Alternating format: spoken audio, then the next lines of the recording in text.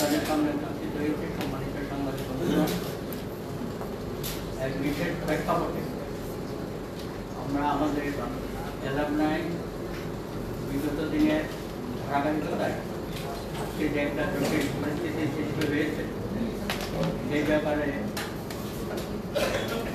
জীবন সদস্যদের বক্তব্য আমরা সম্মানিত সাংবাদিক বন্ধুদের মাধ্যমে রাজশাহী বিশ্ববিদ্যালয়ের সকল প্রাক্তনী ছাত্রদের, শিক্ষক, বর্তমান ছাত্র এবং সবাইকে যারা সংশ্লিষ্ট এই অ্যালামনাইর ব্যাপারে তাদের সকলের অবগতির জন্য আপনাদের মাধ্যমে আমরা তুলে ধরছি।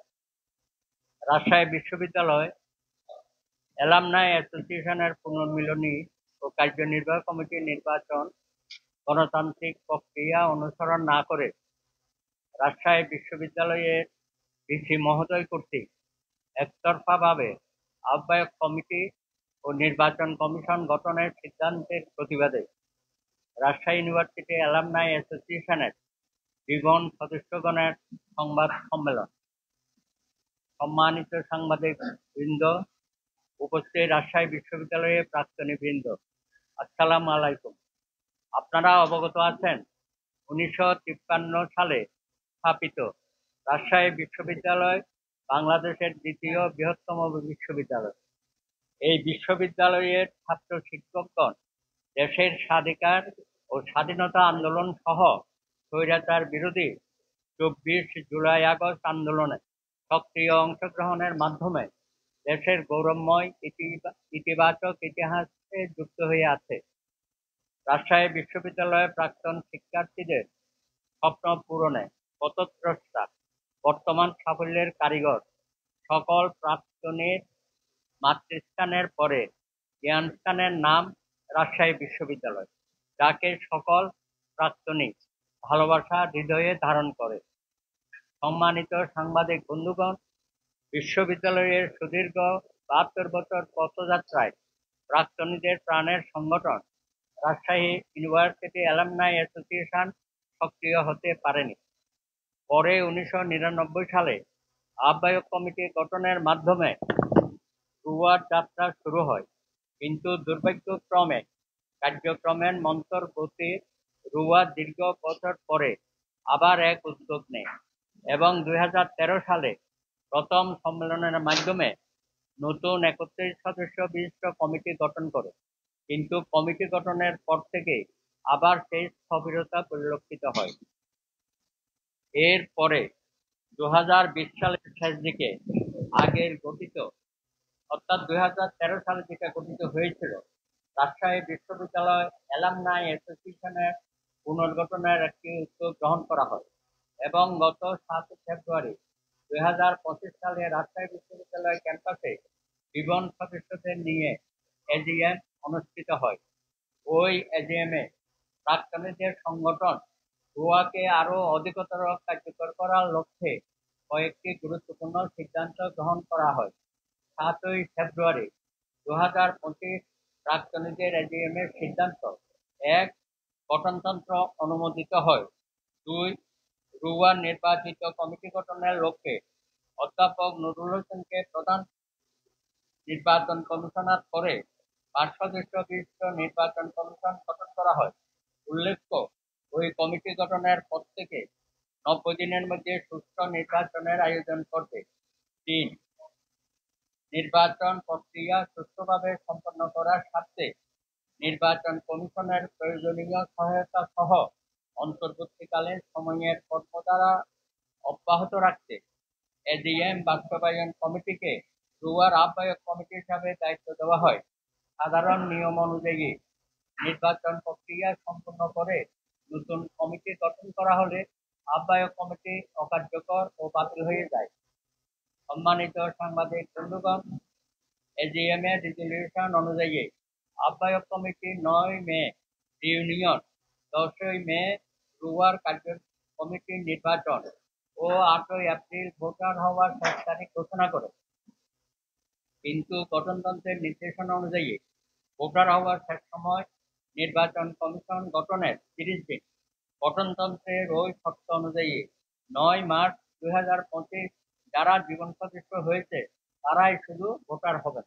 কিন্তু রুয়ার আহ্বায়ক কমিটি ও নির্বাচন কমিশন গঠনতন্ত্রের এই ধারাকে শুধু ভঙ্গই করেনি, তার জ্বলন্ত প্রমাণ 11 মার্চ 2025 কার্যনির্বাহী কমিটি নির্বাচন তফসিল ঘোষণা করে ভোটার হওয়ার দিন নির্ধারণ করে 8 এপ্রিল। এই সময়সীমার মধ্যে জীবন সদস্য সংখ্যা হয় প্রায় 1800, কিন্তু কোনো যৌক্তিক কারণ ছাড়াই উদ্দেশ্য প্রণোদিতভাবে 9 এপ্রিল জীবন সদস্য অর্থাৎ ভোটার হওয়ার শেষ দিনের পরিবর্তে 13 এপ্রিল পর্যন্ত বর্ধিত করা হয়। এরপরে আবার 13 এপ্রিল থেকে 15 এপ্রিল পর্যন্ত বর্ধিত করা হয়। এই 7 দিনের সময়ের মধ্যে 6500 জন ভোটার বাড়ানো হয় এবং এর ফলে মোট ভোটার সংখ্যা হয় 1800 সালে 7738 জন। এই ভোটার অস্বাভাবিক বৃদ্ধি অবশ্যই উদ্দেশ্য প্রণোদিত এবং রোয়া দখলের অন্যায্য ও দূরদর্শী পরিকল্পনার অংশ।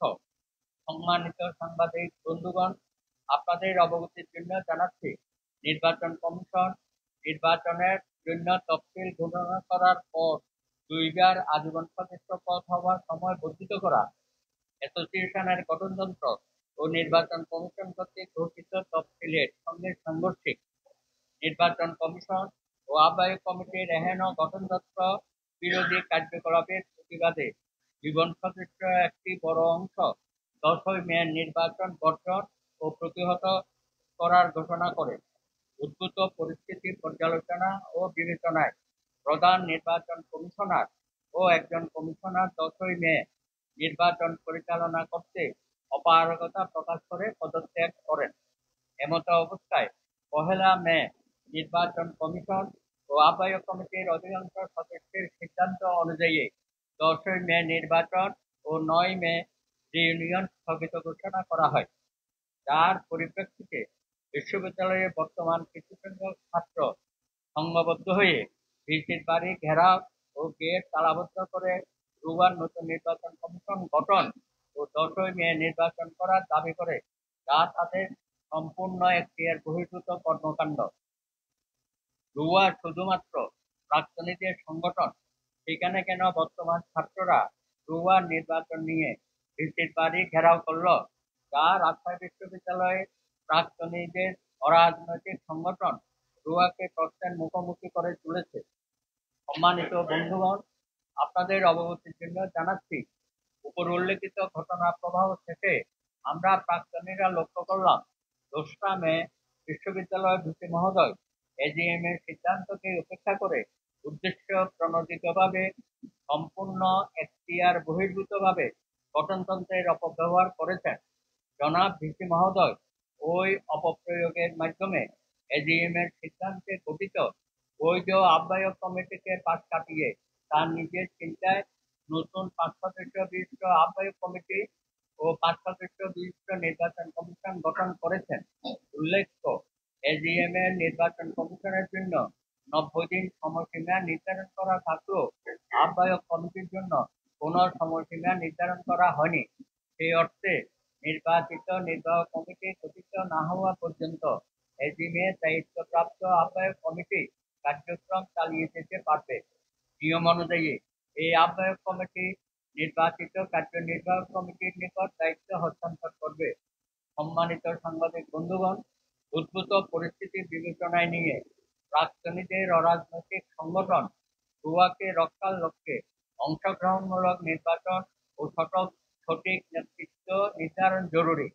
সে লক্ষ্যে নিম্নের দাবিসমূহ বাস্তবায়নের জন্য রাজশাহী বিশ্ববিদ্যালয়ের সম্মানিত ভিসি মহোদয় সহ সংশ্লিষ্ট প্রশাসনকে সার্বিক সহযোগিতা অনুরোধ জানাচ্ছি। আমাদের দাবিসমূহ: 1. সম্মানিত ভিসি মহোদয় কর্তৃক 2 মে 2025 ঘোষিত আহ্বায়ক কমিটি ও নির্বাচন কমিশন বাতিল ঘোষণা করতে হবে। 2. গত 7 ফেব্রুয়ারি 2025 এজিএম এ ঘোষিত আহ্বায়ক কমিটিকে পুনরুজ্জীবিত অর্থাৎ বহাল ঘোষণা করতে হবে। 3. পুনরুজ্জীবিত প্রাক্তনীদের এজিএম এ ঘোষিত আহ্বায়ক কমিটি সকল স্টেক হোল্ডারদের সাথে আলোচনা করে একটি নির্বাচন কমিশন গঠন করবে।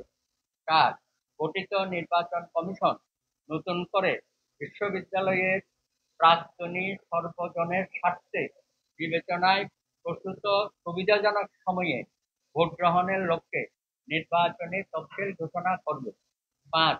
অধিক সংখ্যক ভোটার বিবেচনায় এবং নির্বাচনে ভোটার উপস্থিতি নিশ্চিত করার স্বার্থে রাজশাহীতে আবাসিক সংকুলান যাতায়াতের সমস্যা বিবেচনায় প্রতি 500 জন ভোটারের এলাকায় আলাদা ভোট কেন্দ্র স্থাপন করা কিংবা ন্যূনতম ভোট কেন্দ্র রাজশাহী, রংপুর, যশোর, পাবনা, বগুড়া ও ঢাকায় ভোট কেন্দ্র স্থাপন করা।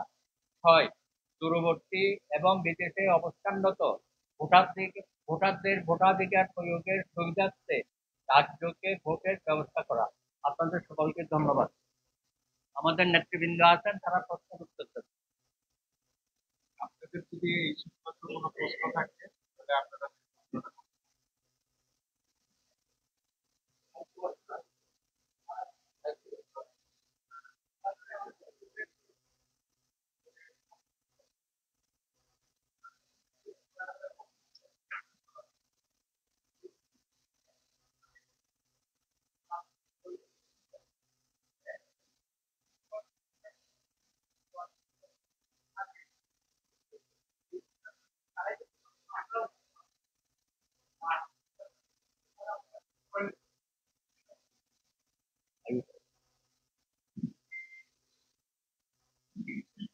এই দুয়ার অবশ্য শুরু হয়েছে 2013 2013 থেকে 20 পর্যন্ত এর সদস্য সংখ্যা ছিল মাত্র 212 জন। 2020 থেকে আপনার 2024 পর্যন্ত 2023 পর্যন্ত এর ভোটার সংখ্যা হয়েছিল প্রায় 1000 এবং 2022 বা 23 থেকে এই 2000 আমাদের এজিএম অনুষ্ঠিত হওয়ার মানে 25-এর এজিএম যে অনুষ্ঠিত হলো সেই এজিএম পর্যন্ত এর ভোটার সংখ্যা ছিল 1600, মানে লাইভ মেম্বারের সংখ্যা ছিল 1600। তারপরে যখন নির্বাচন এবং রিইউনিয়নের ঘোষণা হয়, আপনি লক্ষ্য করবেন যে রিইউনিয়নে আমাদের রেজিস্ট্রেশনের সংখ্যা ছিল মাত্র 2300 সামথিং। কিন্তু এই ভোটার মানে ভোটার তালিকায় ভোটার হওয়ার সংখ্যা এই 5 দিনে অস্বাভাবিকভাবে বৃদ্ধি পাওয়ার কারণে, আমরা কোনো রাজনৈতিক দলকে এখানে মানে ইঙ্গিত করছি না, অস্বাভাবিকভাবে বৃদ্ধি পাওয়ার কারণে আমাদের মধ্যে একটি সংশয় তৈরি হয়েছে, সকল জীবন সদস্যদের মধ্যে একটি সংশয় তৈরি হয়েছে। সেটিও আমাদের বিষয় না, বৃদ্ধি হয়েছে লোয়ার ফান্ড সমৃদ্ধ হয়েছে, তাতেও আমাদের কোনো সমস্যা নাই। কিন্তু আমরা চাচ্ছিলাম যে সঠিকভাবে নির্বাচন পদ্ধতি এবং নির্বাচনকে অনুসরণ করাই হচ্ছে আমাদের প্রধান টার্গেট ছিল। কনস্টিটিউশনের ভাইলেট আমরা এখানে কোনোভাবেই গ্রহণযোগ্য মনে করি না। এইখানে যে সদস্য সংখ্যা বৃদ্ধি হয়েছে সেটি কনস্টিটিউশন লঙ্ঘন করেই হয়েছে, কনস্টিটিউশনের লঙ্ঘন ছাড়া এই সদস্য সংখ্যা বাড়েনি। যে কারণে আমরা এইটার প্রতিবাদ করেছি এবং আমরা নির্বাচনের বিরোধিতাও আমরা করি নাই। নির্বাচনের মানে একটা উদ্বুদ্ধ পরিস্থিতি তৈরি হওয়ার কারণে নির্বাচন কমিশনের প্রধান এবং একজন নির্বাচন কমিশন অপারগতা এবং পদত্যাগ করার কারণে কিন্তু নির্বাচনটা স্থগিত হয়। কিন্তু এই নির্বাচনের জন্য আমরা অত মানে ওইভাবে প্রেশার প্রয়োগ করিনি। আমরা চেয়েছি যে সুষ্ঠুভাবে গণতান্ত্রিক প্রক্রিয়ায় আবার নির্বাচন কমিশন গঠন করে আমরা নির্বাচন করতে চেয়েছি। সেই উপলক্ষে আমাদের দাবিগুলো দেওয়া আছে, আমরা সেই দাবিটাই অনুসরণ করতে। ধন্যবাদ।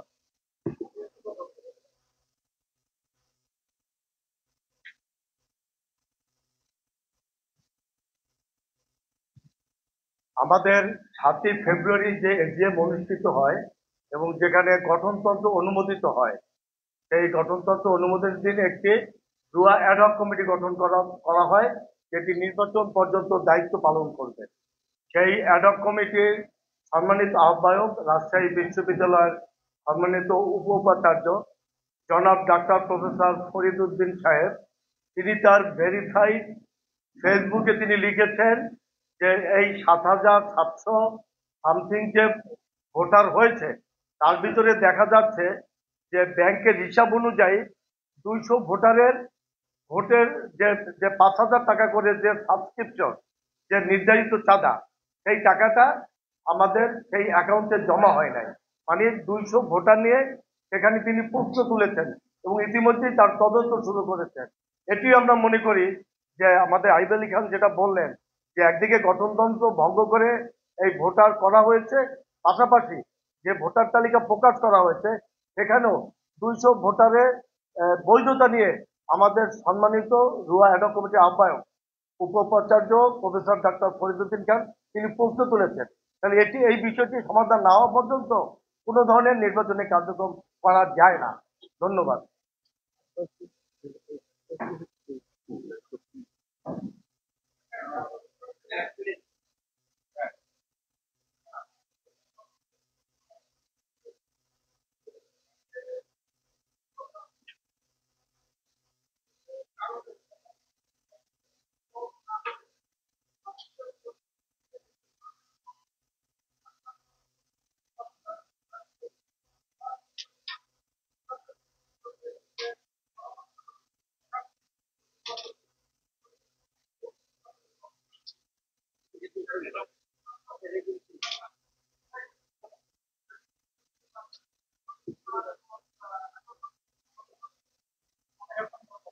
আমি বলি, অ্যাডহক কমিটি এখানে পদত্যাগ করে নাই। না না না, অ্যাডহক কমিটির 2 জন পদত্যাগ করে নাই। পদত্যাগ করেছে নির্বাচন কমিশনের প্রধান এবং একজন সদস্য। হ্যাঁ, অতএব অ্যাডহক কমিটির কেউ পদত্যাগ করে নাই। আর দ্বিতীয়ত হচ্ছে যে পৃষ্ঠপোষক যে কমিটিটা আছে সেটি এখনো পূর্ণাঙ্গ হয়নি। এটি মানে কনস্টিটিউশনের শর্ত অনুযায়ী এই পৃষ্ঠপোষক কমিটি পূর্ণাঙ্গ হওয়ার পরে কোনো উদ্বুদ্ধ পরিস্থিতি তৈরি হলে তখন চিফ প্যাট্রন অন্যান্য পৃষ্ঠপোষকদের সাথে আলোচনা করে তখন একটি অ্যাডহক 5 সদস্য বিশিষ্ট একটি অন্তর্বর্তীকালীন অ্যাডহক কমিটি গঠন করতে পারে। কিন্তু যেহেতু এজিএম স্বীকৃত, এজিএম অনুমোদিত একটি অ্যাডহক কমিটি আছে, সেই অ্যাডহক কমিটি কোনোভাবে বাইপাস করে নতুন করে চিফ প্যাট্রন কোনো অ্যাডহক কমিটি ঘোষণা করতে পারেন না।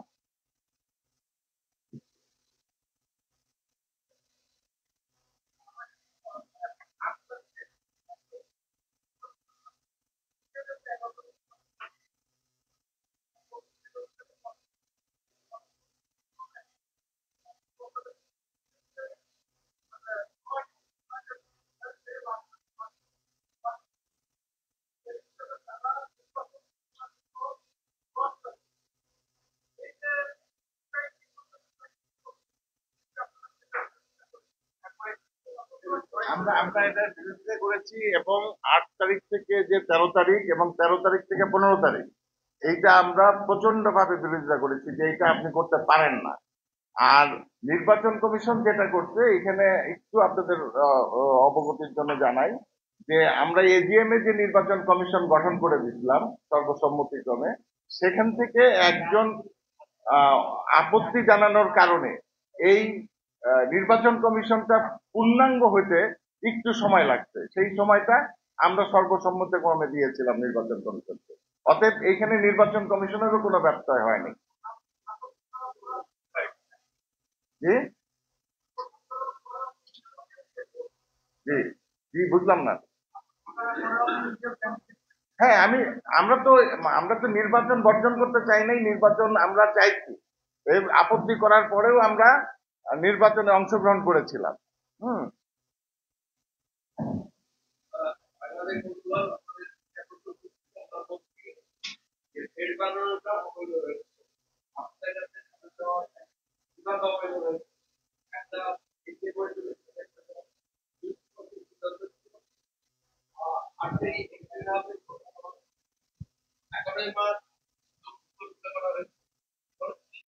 ছিল 8 এপ্রিল হবে ভোটার হওয়ার শেষ দিন।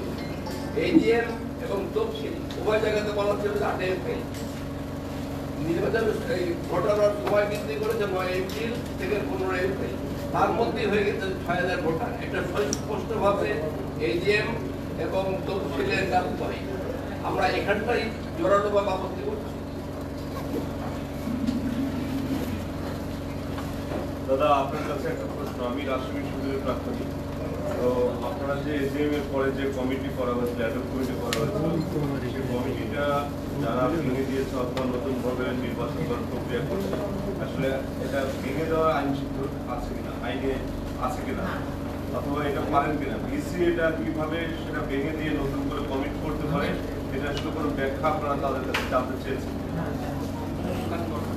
মাননীয় উপাচার্য ওই অ্যাডহক কমিটি ভেঙেও দেননি, বাতিলও করেন নাই, কিন্তু উনি আকস্মিকভাবে কনস্টিটিউশনে যেহেতু একটা ধারায় আছে যে চিফ প্যাট্রন একটি অ্যাডহক কমিটি গঠন করে দিতে পারেন, উনি এজিএম এর যে সিদ্ধান্ত সেইটাকে দৃষ্টিগোচরে না নিয়ে উনি নতুন একটি অ্যাডহক কমিটি এবং নির্বাচন কমিশন বানিয়ে দিয়েছেন, যেটার বিরোধিতা আমরা করছি, প্রতিবাদ করছি যে এটা আইন সিদ্ধ নয়, এইটা আপনি পারেন না। আপনি এই অ্যাডহক কমিটিতে আমাদের প্রস্তাবনায় খুব দাবিতে আমরা খুব পরিষ্কারভাবে বলেছি যে আপনি প্রয়োজন হলে আপনি সকল স্টেক হোল্ডারদের ডেকে অথবা একটি জীবন সদস্যদের একটি জুম মিটিং এ ডেকে জুম মিটিং করে আপনি একটি ঐক্যমত্য হয়ে একটি সিদ্ধান্ত গ্রহণ করেন, তাহলে কোনো সমস্যা হবে না এবং এই অ্যাডহক কমিটি দিয়েই আপনি এই কার্যক্রম পরিচালনা করতে পারেন। আমরা মাননীয় উপাচার্যকে আমরা লিখিত চিঠিও দিয়েছি এবং আমরা একটি লিগ্যাল নোটিশও পাঠিয়েছি। প্রিয় সাংবাদিকবৃন্দ, আমি অ্যাডহক কমিটির একজন মেম্বার। আমি প্রথম আহ্বায়ককে আহ্বান করেছিলাম চিঠির মাধ্যমে, যখন এসি মহোদয় কমিটি ঘোষণা করলেন তখন এটার বিরোধিতা করে ওনাকে বলেছিলাম মিটিং ডাকার জন্য, লিখিত আবেদন করেছিলাম। ডিসি মহোদয়কেও লিখিত আবেদন করেছি যে আপনি ফরমাল মিটিং ডাকেন। আসলে যে কমিটি দুটি করা হয়েছে সেটা অগণতান্ত্রিক এবং অবৈধভাবে করা হয়েছে, এটার প্রতিবাদ আমরা প্রথম থেকেই করে আসছি। যখন নির্বাচনের শিডিউল ঘোষণা করা হলো, তারা দুইবার ভোটার তালিকা করার জন্য বৃদ্ধি করলো, আমরা আপত্তি করেছি। আমরা যারা ঢাকা রাজশাহীর বাইরে থাকি আমরা লিখিতভাবে আপত্তি করেছি, উনি এটাকে গ্রাহ্য করেননি। এটা সুস্পষ্ট যে বিশেষ কারণে হয়তো এটা ডিসি মহোদয় করতে চাননি, সেই জন্য আজকে আমাদের এই প্রতিবাদ। সকলকে আপনাদের আর কোনো প্রশ্ন না থাকলে আপনাদেরকে সাংবাদিক বন্ধুদেরকে আন্তরিকভাবে আপনাদের প্রতি কৃতজ্ঞতা প্রকাশ এবং ধন্যবাদ জানিয়ে আমরা এই সংবাদ সম্মেলন শেষ করছি। সম্মানিত সাংবাদিক বন্ধুরা, আপনাদের জন্য একটি চার নাস্তার ব্যবস্থা আছে, আপনারা সেটি একটু নিয়ে যাবেন। সকলকে ধন্যবাদ।